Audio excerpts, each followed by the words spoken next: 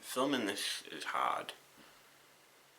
I've not got any words written down to prepare, but I am using what I've wrote in the past to try and be able to say. This video has been a long time coming, and honestly I think it's at the point where I'm putting it out too late that it doesn't matter anymore. Sorry if my voice or anything goes, or if I seem visibly upset. When I get into the gist of it, you probably understand why. Just wanted to out the bat that I've been working on about 4 or 5 different videos for the channel, and I have been probably the best part of the past year. And sorry, my dog's crying, which is kind of making me laugh because he's only crying because I'm talking and not to him, and he wants the attention. But yeah, the videos I've been working on, I don't think I'm ever going to finish, which is a shame. So, just to get the harder part out of the way, I'm not well, and I've been ill for a long time. I physically have only really known about it for about a year, but I've probably been ill a lot longer. Now I live in the UK, so that means that the NHS, can't even pronounce stuff which makes me sound like a dick, but the NHS has helped me as much as they can. And I'm actually going in for the life-saving surgery, which is going to be happening on February the 16th, which is this upcoming Thursday. Is it the Thursday? I need to double check myself. Yeah, Thursday the 16th. Now, my understanding of the way the world works is there's always people out there sicker than you. There's always people out there in worse conditions than yourself. But at the same time, you don't know the battles of the people going through that you see on the street. But I'm not comparing myself to the people that are iller than me. But I'm at least told them that I'm going, yeah, I'm ill, and the truth is I might not be making it past next Thursday. So I've already been told to essentially get my affairs in order. I've been told that the risks are very high. So just trying to explain what's happened to myself. Now, you might understand why I'm getting some dates and things confused when I break down exactly what's going on. I think the easiest thing is to try and start from where I first realised what was happening. And I'm looking at the screen because I've lost track of myself where it first was. So for me, it was December of 2021 where I first realised I was ill. Now, in the few months building up to December 2021, I had started passing out quite a bit, and it could be up to 6 times a day. I was coughing a lot. Sometimes there was blood in my cough, sometimes there wasn't. Now, obviously, given the state of the world at the time, I thought this was possibly something connected to COVID. I think maybe I had COVID, maybe it was just a lasting side effect. The irony is I didn't have COVID, but I have had COVID while I've been, I want to say slightly better, but I don't think there is a slightly better. So anyway, come December, I got talked into going to the doctors by my partner and my family. Now, my family, if you know me, is quite small. It's essentially my sister, her husband, and my sister's kids, my dog too. So these people convinced me to go to the doctors and get it looked into. I think it was the Monday I first went to the doctors. They couldn't diagnose me straight away, but they had problems hearing my heart, which we'll come back on shortly. She wanted to get me her blood tests as quick as she can, but I couldn't get booked in for another, I think it was another day or two. I want to say it was the Wednesday when I finally got booked in for the blood tests, but she didn't want to the doctor didn't want to leave me in the lurch, so she gave me like some thing for what she thought was a chest infection possibly. And in between then I went and did, I think, a 12-hour shift and maybe a 9-hour shift. So I was at work still, feeling ill. I had the blood test. I'm quite hard to get blood from. That comes from I'm anemic, which again is going to play a part. I'm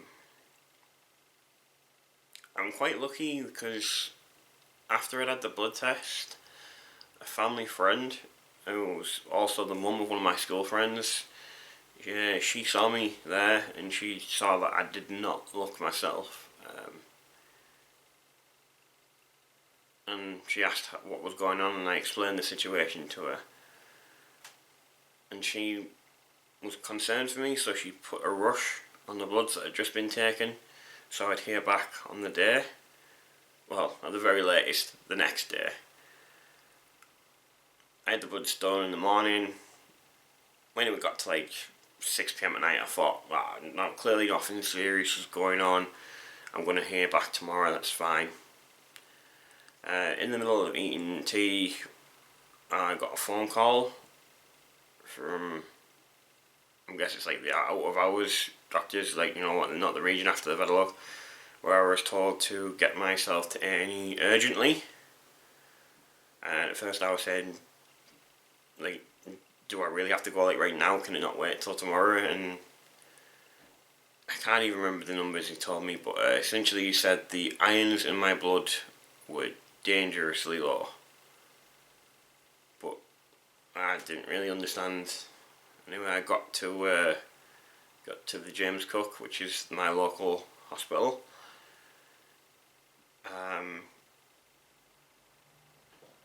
Essentially the second that I got there, that no one would let me stand up.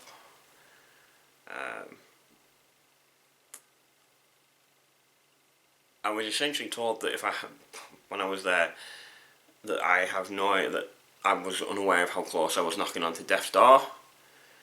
So, where I'm anemic and the iron in my blood quite low, the blood wasn't carrying enough oxygen to my brain, which was essentially the result in me passing out. That's the cause of it. So I was kept in while they did what they could, and I've lost count of how many blood transfusions, how many iron infusions.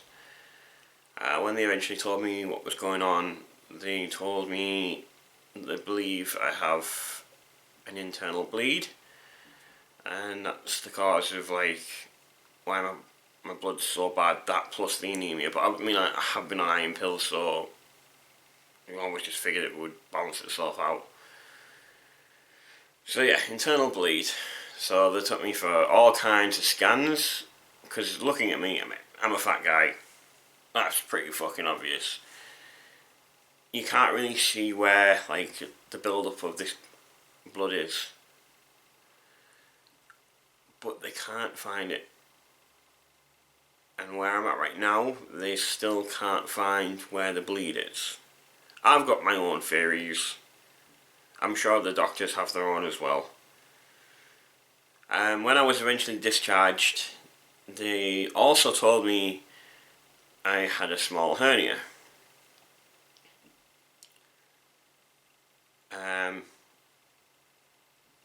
And for months, that's all I knew. So, after the transfusions and the irons, I couldn't stand up. I was told to brace myself for a possibility that I might not be able to walk again as it is. the people in my life that know me that are seeing this saw I heard that and I went, fuck you. I put everything I had into being able to walk and stand again. I think it took me till March or February to be able to do that. And after I learned how to stand and walk again, I had to force myself back to work. Because it had gotten to a point where any savings that I had had gone. I mean, I didn't have a lot. I'm essentially in a minimum wage type of job. So at that point, like back in December when I realised I was going to be out for a while, that's when I first started going out a GoFundMe. And I was too scared to share it with anyone. And that's why I burnt through everything I had, and I ended up having to sell so much of my stuff off just to get by. And I think that fueled my determination for being able to walk.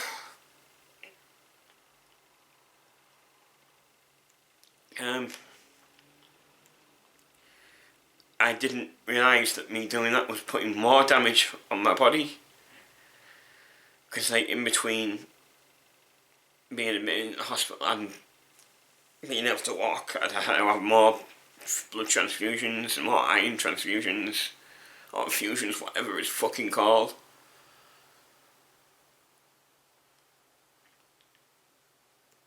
I got a letter. I can't even remember if it was March or April. Let me try and figure this out.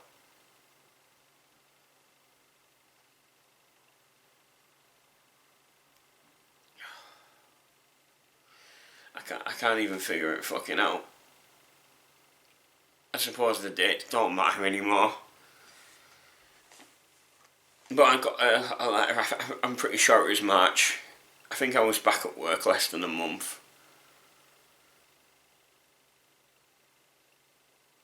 And the letter basically said a bit more. The letter wasn't even like for me, it was just a card like going between the hospitals and my GPs and numerous doctors and surgeons that aren't even in the same fucking hospital. And it was showing that it wasn't a small hernia, it was a large one. Now this isn't why I'm upset. People get hernias all the time. It showed that the scans that they had done revealed that I can't even think of the words, and this is just because I'm thick and I can't even fucking think straight. The word I'm looking for is fucking diaphragm.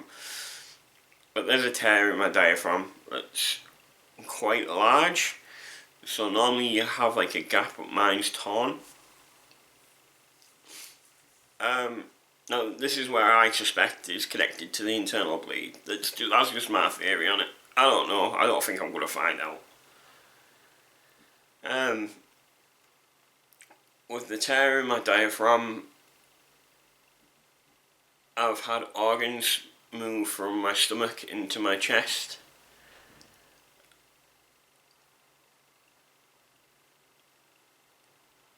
And essentially they're pushing on my lungs and my heart, which takes us back in the fucking December when the doctors couldn't even hear my heartbeat.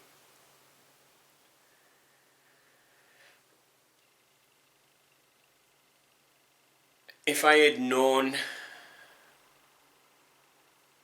any of this beforehand, I wouldn't have given my all to walk again, and I would have pushed so hard to try and get this sorted sooner.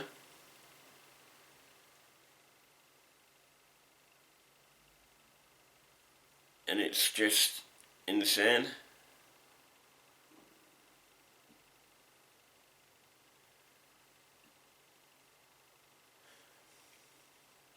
I just wanted to return to normal life, you know.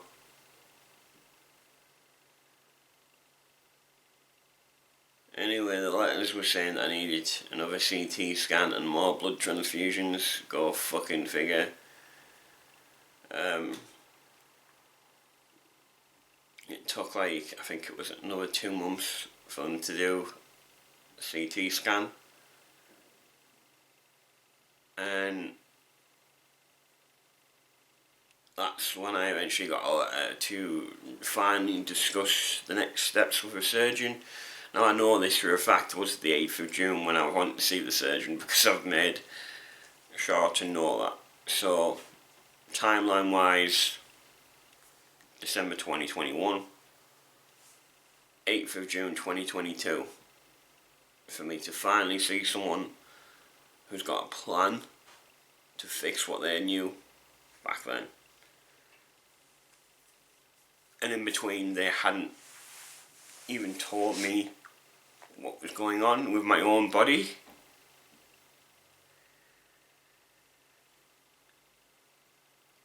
I love the NHS, but the fact that we're now in 2023 and I've still not had this surgery yet that was planned or needed back in 2021. I mean, it's happening next Thursday if everything goes to plan.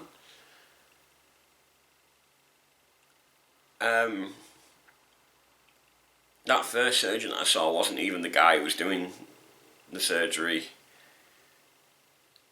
This was just essentially the first surgeon telling me what was up and physically showing me what was up and showing me my scans.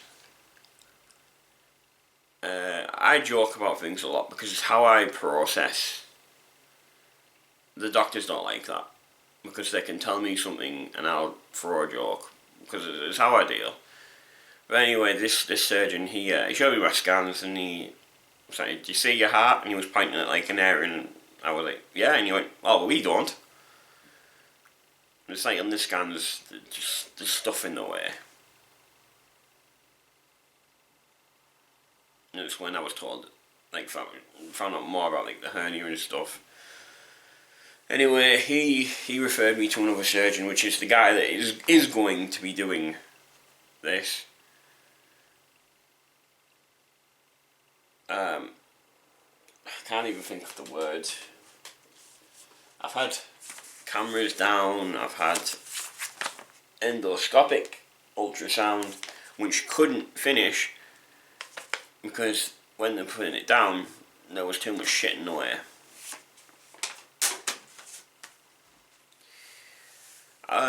When I found out that wasn't happening, like that they couldn't do that, I at that point had given up.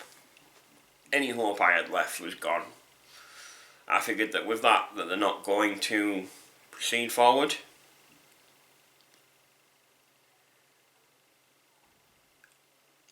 I get a lot of pains in my chest. I've been to the hospital about it because, you know, everywhere tells you if you have pains in your chest, you go to the hospital. I go to the hospital with pains in my chest and I'm told, "Oh, you just got to deal with it, we know what's wrong." With where my organs are, they won't let me have anything stronger than paracetamol, or hold my hand up and say I've had cocodamol. I'm not allowed to, but I've had it. I've needed it. I've probably needed stronger.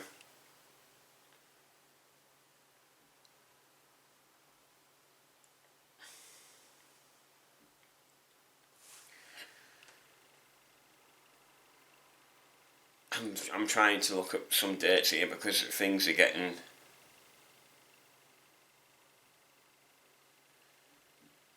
But if I remember right, I think it was August or September when I had actually seen the surgeon that's going to do this, and he's the one that arranged the ultrasound and the cameras going down.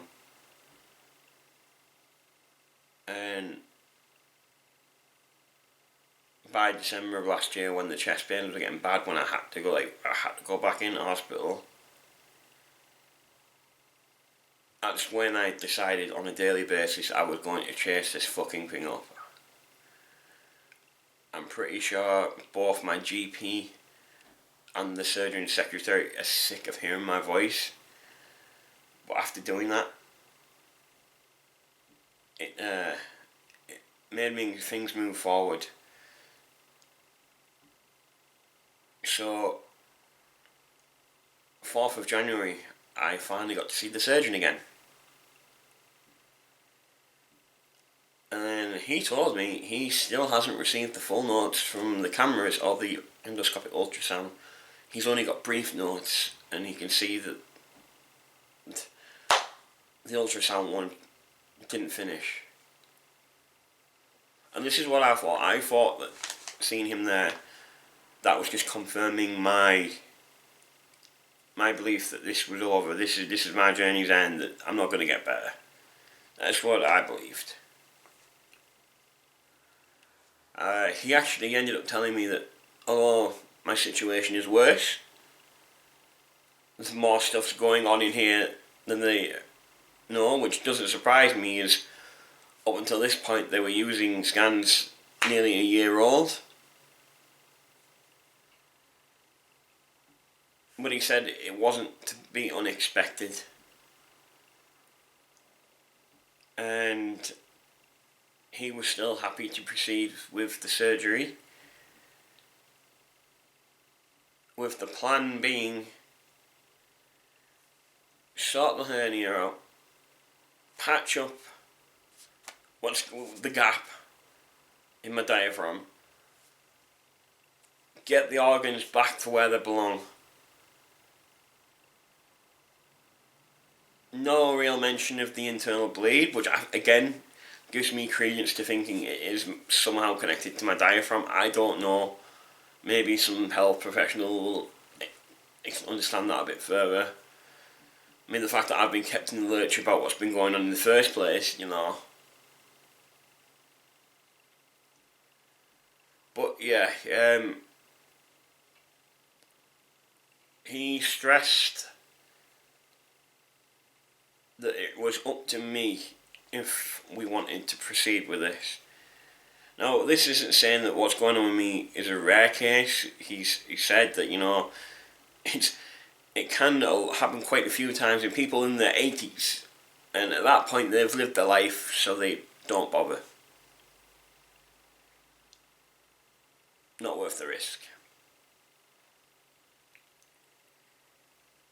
With me, the risk is very high. I'm not coming out of Thursday. I'm going in one way. Now, I'm a pessimist, so I have to think of the worst scenario.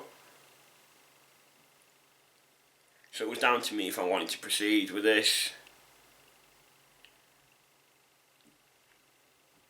His suggestion was like, if I don't, I'm going to be living in pain non-stop anyway. So, fuck it. I decided to go with it. And that's why it's happening next week.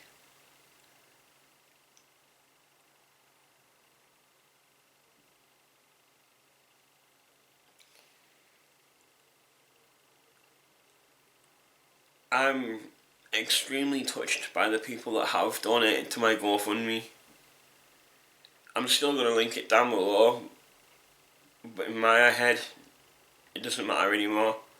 Like I said, I've got to think of the worst case scenario.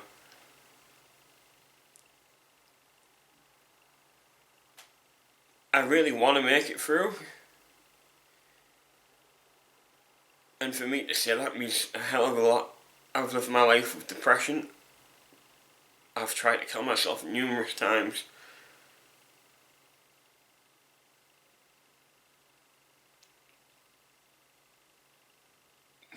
But I don't feel ready. And I'm so sorry for everyone I'm letting down.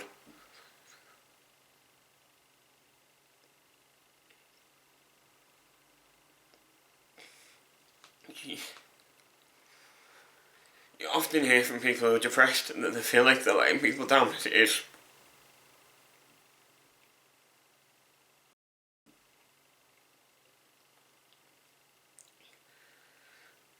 And that they're not good enough. My best really hasn't been good enough.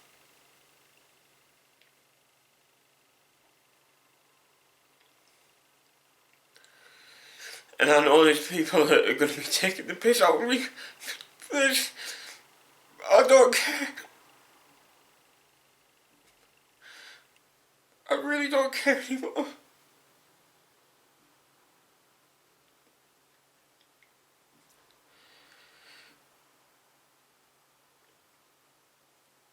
I've spent the best part of the last year not knowing why I'm getting out of bed. I'm sorry, I need to blow my nose. I'm so sorry, I'll try and edit it out.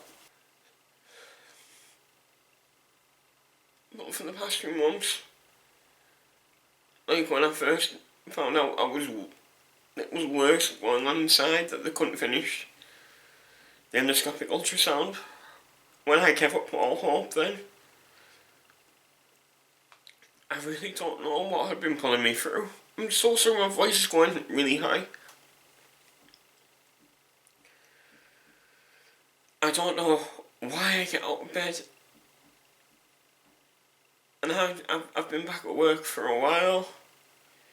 I've not been able to say anything because everything's just fucked. At the moment I'm on holiday time. Come Monday it's classed as sick time. I don't want to talk about work.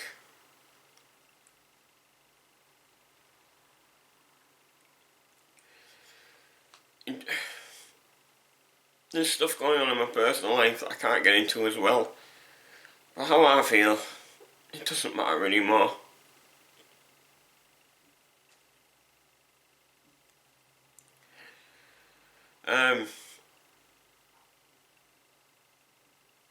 If anyone's watched even a minute of this, thank you.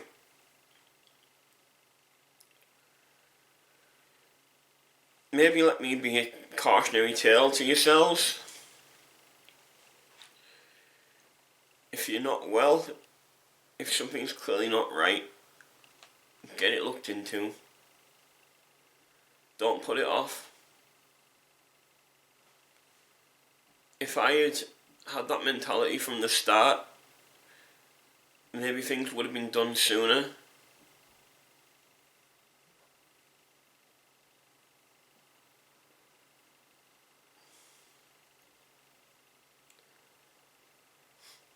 There's people out there that I talk to quite a lot, some of them daily. People that check in on me. I mean, I wish I could just give a list of the names. But from how I am as a person, I feel like if I'm thanking some people, then others are going to feel like I'm attacking them. I always think the worst of myself. And a lot of people do too. Hell, I've been verbally attacked on the street by people that I used to see as family. They were just friends, but we were that close. Over having a fucking GoFundMe. People I loved.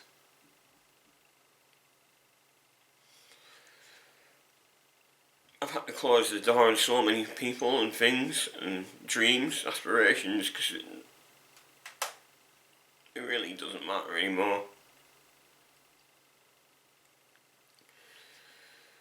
I'm not going to be sharing this video on any of my social medias, so not many people are going to see it.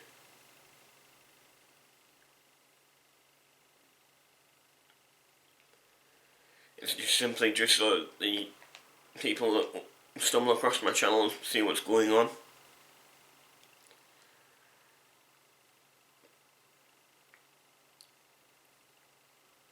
With a little bit of luck, I can post an update video.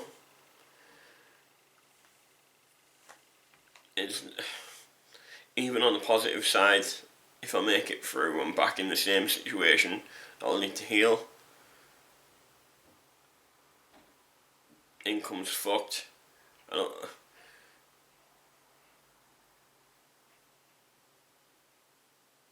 It's bleak whether I make it or don't.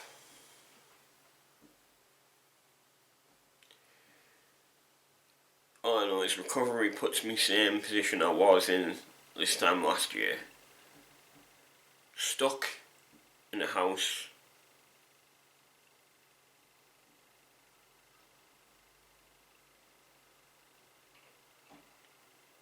I don't want to think about it.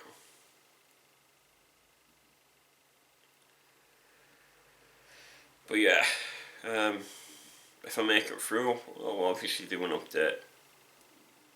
It won't be within the same time scale. You got to think after this operation goes through, I'm going to be in the hospital for at least a few days.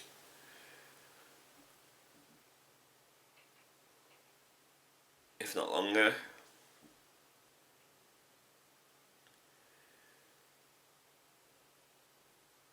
And then when I get back, I'm going to need some kind of recovery time. So it might just be like a shot or something. I don't know, maybe give me a week or two after the 16th. I think maybe the easiest way to see if I'm still around will probably be looking at one of my socials. I'm not really comfortable with strangers following me on my personal Facebook, but I'll link my Twitter.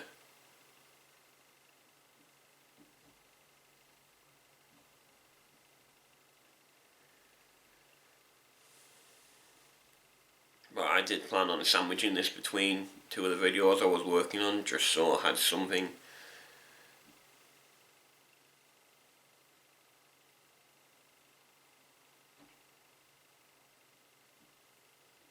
I just feel like I've got nothing left.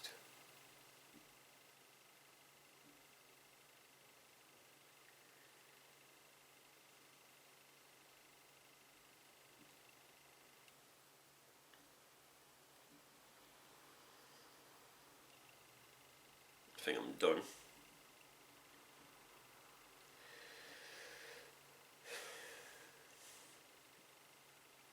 So I've got, 6 days left, including today, possibly. I'll try and reply to anyone. If anyone's got any questions about my situation, feel free. I got nothing to hide.